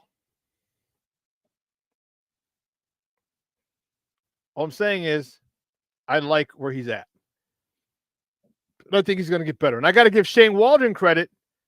I think I did it on the last show as well. And I should have mentioned it to Lester. But when you get the play in soon enough, when you get that play in soon enough, now Caleb can go up to the line and say, oh, check.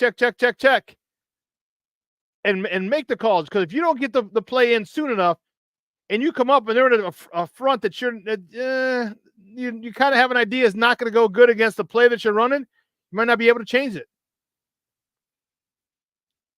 So hats off to Shane Waldron for getting plays in with enough time where he can go up to the line of scrimmage, look at the front, look at the safeties, look at the mic, and change it if necessary, with time to snap the ball.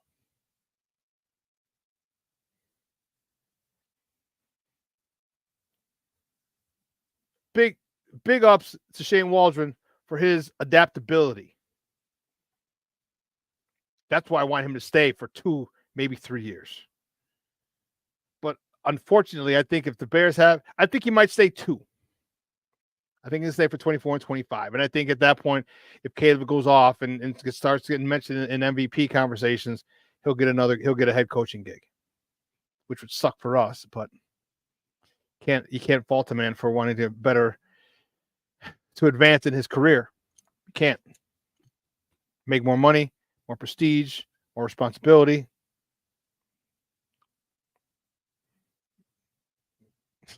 Shorty says, and I'll keep saying it until it happens this year or doesn't. But yeah, so far, where we're at is good.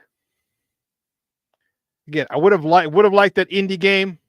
Really would have liked that Indy game. I could take or leave the Houston game. We could have had that one too. like, remember when I said, I don't know if it was here with Nomad. Remember when I said we have a chance to go 8-0 or 9-0? And I was like, I'm gonna step back because everyone's gonna think you're crazy. Nah. How realistic is that? Indy game and the Texans game. Texans were giving us the game. Indy didn't want to win it either, which is why we're 4-2 instead of 6-0. Because his defense will travel. And his defense is no joke. And you see, when we're down a defender or two, guess what? We got guys willing to step up, step in, make a play. Josh Blackwell, great job.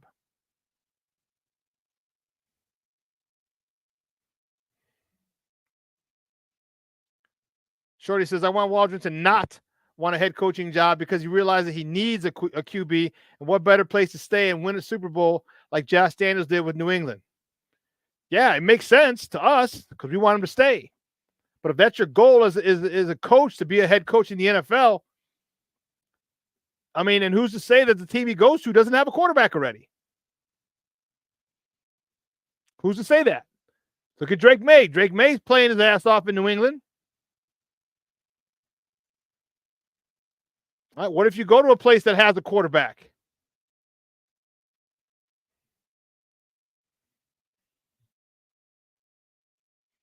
King Booker World, you're right. You keep hearing about the test coming up in week 11. The Bears are the test for them. I agree with you to a certain point, and here's why. The teams that we're facing then are proven. The teams that we're facing them have beat us on a consistent basis. We haven't beat them yet. That's why I say that. That's why I say it. I don't know why. I'm not speaking for anybody else. That's why I say that. All right, you got Green Bay Packers. Man, we haven't beat them probably in the 2020s. You know what I mean? It's horrible. So, yeah, that's a test for us. Minnesota Vikings. They're top of the division, undefeated. That's a test for us. All right? Marshawn Walls, you couldn't have said it any better. NFC Central is the strongest division in the NFL. You're goddamn right it is. What's the record?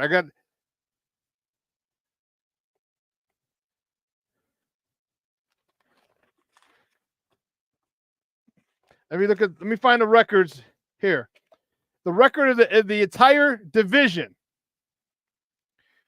1, 2, 3, 4, 12, 17-5. The entire division is 17-5. The AFC has one team already, has 5 losses. The AFC East. AFC South has a team with 5 losses. The AFC North has a team with 5 losses.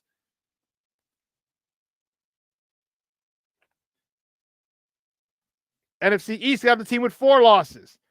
NFC South has a team with 4 and a team with 5 losses. NFC West has 2 teams with 4 losses. We've got 5 in our whole freaking division. In our whole division. Minnesota undefeated. Detroit 1 loss. Green Bay 2 losses. Bears 2 losses. 17-5. It's good. It's tough, King Booker World. It's tough, Papa. But you know what? I'm okay with it. I'm okay with it. King Booker World said, if the Bears beat the Packers, I'll just say not easy to be around.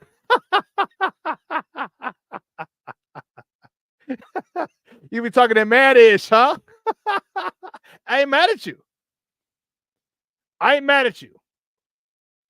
And that's at home too. It's at Soldier Field. Levette Lee joining the house, joining the party. Good morning, Mama. Thank you for tuning in. You know, so where we're at is good. Very good. We still have a ways to go. Because there's a level of efficiency that I want this offense to reach. And I think we can get pretty close toward the end of this season. But we really got to do a number on these next 3 games. Next game's going to be huge. Caleb's playing in front of his home crowd. He's from the D.C. area, went to Gonzaga, where my guy Randy Trivers was his head coach, one of my best friends from college. That's a big game. And then the Cardinals, who couldn't get it done against Green Bay this week. And then the Pats, who suck like 7-2. Remember I said 7-2. I'll take 6-3. Give me 7-2. It looks so much stronger 7-2 than 6-3. It looks so much stronger. If we get 7-2, I'll tell you first and foremost, that's a 6-game win streak we have. That's for starters. We go into the Packer game on a roll. We're going to the Packer game, the hottest team in the NFL. 6 games in a row. And Mr. Shorty says, no shit, Booker. Instead if the Bears beat the Packers, I'm just going to say I'm not going to be easy to be around.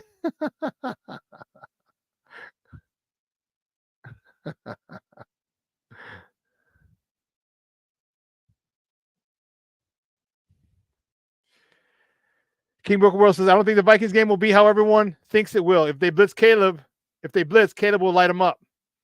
Hopefully, Caleb's been doing very, very well, which is why I was so excited about this season, all right, this schedule, because early on you get the guys who they'll bring pressure, but it won't be the type of pressure, it won't be as efficient, but you'll still see it.